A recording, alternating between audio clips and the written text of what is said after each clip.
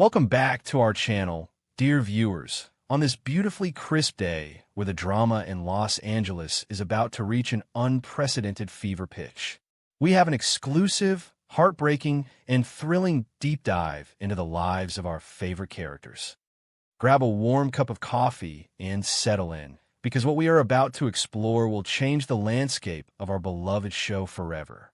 Let us delve straight into the unfolding tragedy. The immense pressure of running an international fashion empire like Forrester Creations is a burden that very few can truly comprehend. And for Steffy Forrester Finnegan, the weight of the crown has never felt heavier. Between managing the explosive fallout of Ivy Forrester's manipulative schemes, dealing with the relentless demands of the boardroom, and navigating the intricate, often exhausting family dynamics that define the Forrester legacy, Steffy has been operating on sheer willpower and adrenaline. She has been the steadfast co-CEO, the unwavering matriarch in training, and the fierce protector of her family's reputation. Yet, beneath the polished exterior of the formidable businesswoman lies a woman who desperately craves a sanctuary, a quiet harbor away from the relentless storms of her professional life. For years, that sanctuary has been her devoted husband, the seemingly infallible Dr. John Finn Finnegan. Finn was the anti-Liam, the man who offered her unwavering loyalty, a man who literally took a bullet for her in a dark alley, proving his love with his very lifeblood. He was her rock, her moral compass, and the one pure, uncomplicated truth in her chaotic universe. As their wedding anniversary approached, a milestone that symbolized not just their love, but their shared survival through unimaginable traumas, Steffy felt an overwhelming desire to express her profound gratitude and devotion. She wanted to strip away the titles, the wealth, and the endless drama of her daily life to simply be a loving wife honoring the man who held her heart. Knowing that Finn was scheduled for yet another grueling, late-night shift at the hospital, Steffy meticulously conceived a romantic surprise. She spent the evening carefully preparing a magnificent dinner, selecting his favorite culinary delights, and arranging them with the kind of thoughtful precision that spoke volumes of her deep affection. She envisioned the look of sheer exhaustion melting from his handsome face the moment she walked into the doctor's break room, replaced by that familiar, warm smile that always made her feel like the most cherished woman in the world. This was to be a private, tender celebration of their unbreakable bond, a quiet moment stolen amidst the sterile chaos of the medical world. The drive through the dark, rain-slicked streets of Los Angeles felt almost magical to Steffy. The rhythmic hum of the car engine and the mesmerizing sweep of the windshield wipers provided a soothing soundtrack to her romantic anticipations. As she navigated through the glowing city lights, her mind was flooded with cherished memories of their journey together. She thought about the early days of their romance, the way his steady, healing hands had brought her back from the brink of despair.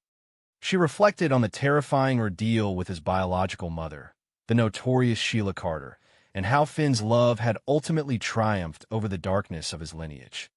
Steffy felt a profound sense of security, a deeply rooted conviction that no matter what chaotic tempests raged outside in the world of Forrester Creations, her marriage was an impenetrable fortress. She was a woman completely, unequivocally in love, driving through the night with a heart full of hope and a carefully packaged feast resting on the passenger seat. Arriving at the towering, imposing structure of the hospital, Steffy gathered her bags with a gentle, excited smile playing on her lips. The transition from the warm, luxurious interior of her vehicle to the stark, brightly lit, and deeply sterile environment of the hospital corridors was jarring, but she barely noticed. The late hour meant that the usually bustling hallways were reduced to a quiet, echoing stillness, punctuated only by the distant, rhythmic beeping of cardiac monitors and the soft, urgent squeak of rubber-soled shoes on polished linoleum. Steffy walked with a quiet confidence, her heels clicking softly, creating a solitary rhythm in the hushed environment. She felt like a secret agent of romance, navigating the clinical maze to deliver a payload of love and comfort to her exhausted hero.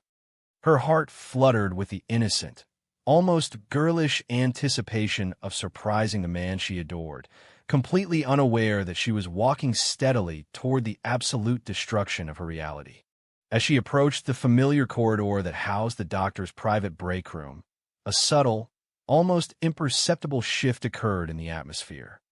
The door, usually pulled firmly shut to afford the exhausted medical staff a modicum of privacy, was left slightly ajar, casting a narrow, golden sliver of light across the darkened hallway. Steffi slowed her pace, her smile widening as she anticipated catching Finn in a moment of quiet reflection, perhaps reviewing patient charts or simply resting his eyes. She reached out, her manicured fingers gently brushing against the cool metal of the door handle, preparing to push it open and announce her loving presence. But before she could apply the pressure, a sound drifted through the narrow opening, a soft, breathless murmur, followed by a delicate, unmistakable sigh that sent an immediate, icy spike of primal warning straight down Steffi's spine.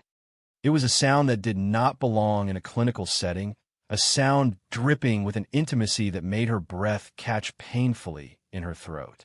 Driven by a sudden, terrifying compulsion that she could neither understand nor control, Steffi did not push the door wide open. Instead, she leaned in, her heart suddenly hammering against her ribs like a trapped bird, and peered through the narrow gap.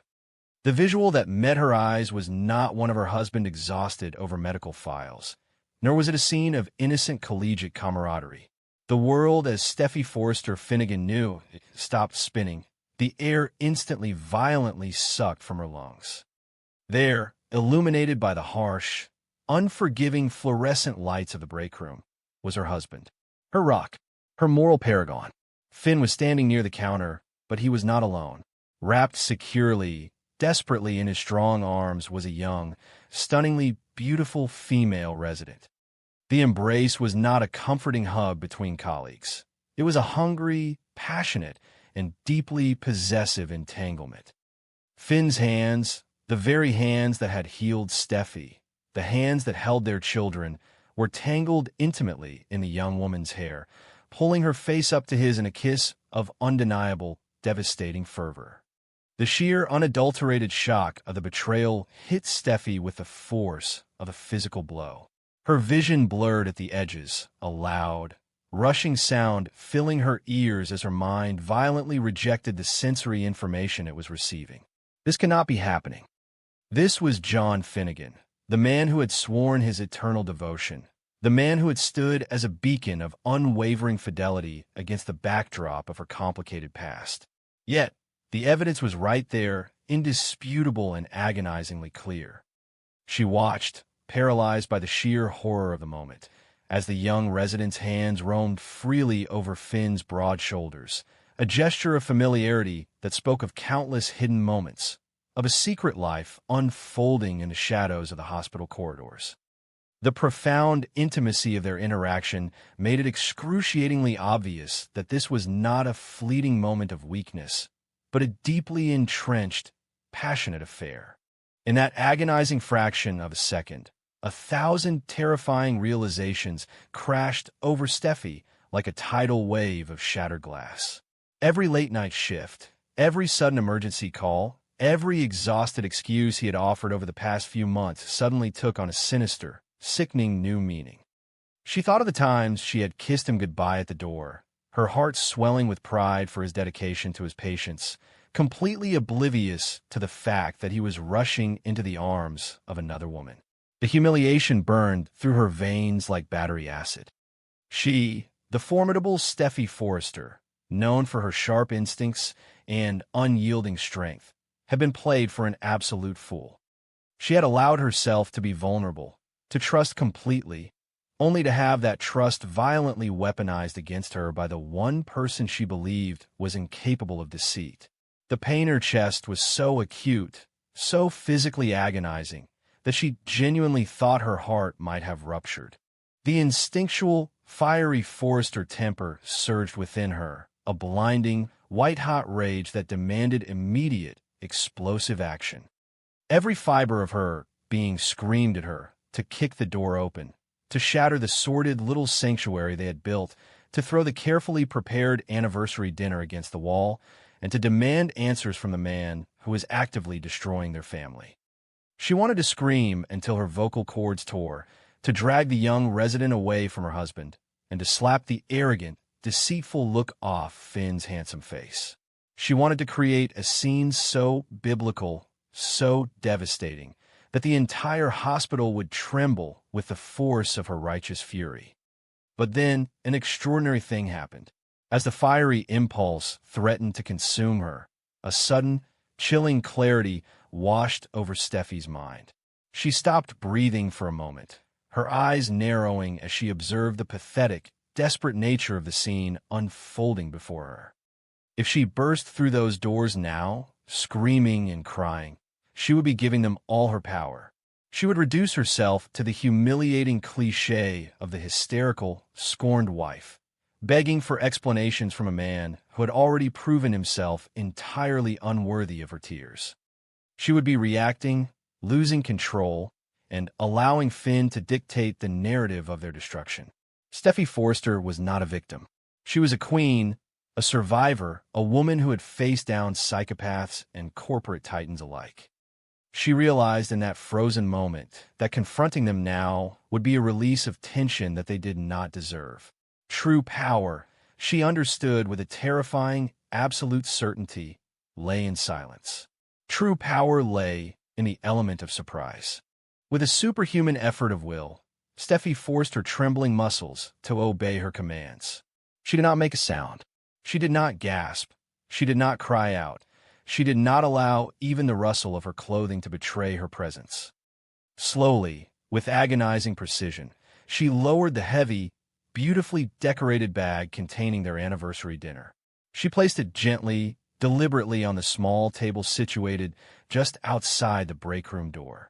It was a silent, devastating signature. It was a monument to the loving wife who had walked down this corridor, a wife who was now dead, replaced by the cold, calculating avenger standing in her place. When Finn eventually emerged from his sordid encounter, he would find the bag. He would recognize the restaurant. He would see the anniversary card attached, and in that sickening moment of realization, he would know exactly what he had lost. He would know that she had been there, that she had seen everything, and the psychological torture of waiting for her reaction would be his first punishment. Steffi took a slow, deliberate step backward, her eyes never leaving the crack in the door, searing the image of his betrayal in her memory to fuel the fire that would sustain her in the days to come.